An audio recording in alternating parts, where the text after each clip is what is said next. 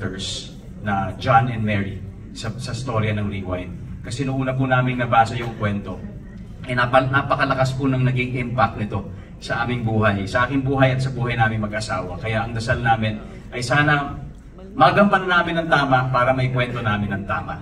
At ang pangalawang dasal po namin ay sana manumbalik yung sigla, yung sigasig ng pelikulang Pilipino, lalong-lalo na sa taon na ito and all the years moving forward. Dahil napakahalaga ho ng industriya para sa ating lahat. And fast forward to today, here we are.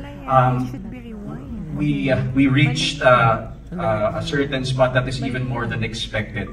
And I think it is because of all the participants, all the 10 entries, sa mga producers na matatapang na tumaya, maraming salamat, saludo po kami sa inyo. Sa lahat po ng mga bumubuo ng 10 pelikula, maraming salamat po sa inyo. These 10 beautiful films won't be possible without our cast, our crew, our staff behind the films. At syempre sa lahat din po ng organizers for bringing us together. Napakalaking bagay po nito para sa atin. At higit sa lahat, sa mga manonood, sa audience, thank you to you. Kumbaga, kayo po ang better half of why we do what we do.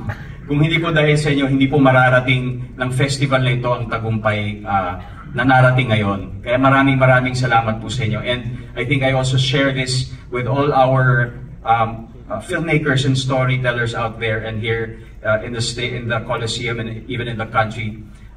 Bilang miyembro ng industriya ng pelikulang Pilipino, we are our nation's storytellers. And I think our mission is to continue on at hindi po tayo magsasawa na ikwento ang ating kwento, hindi lang po sa Pilipinas, kung hindi sa labas ng Pilipinas at sa buong mundo. Kaya maraming salamat muli at mabuhay ang pelikulang Pilipino.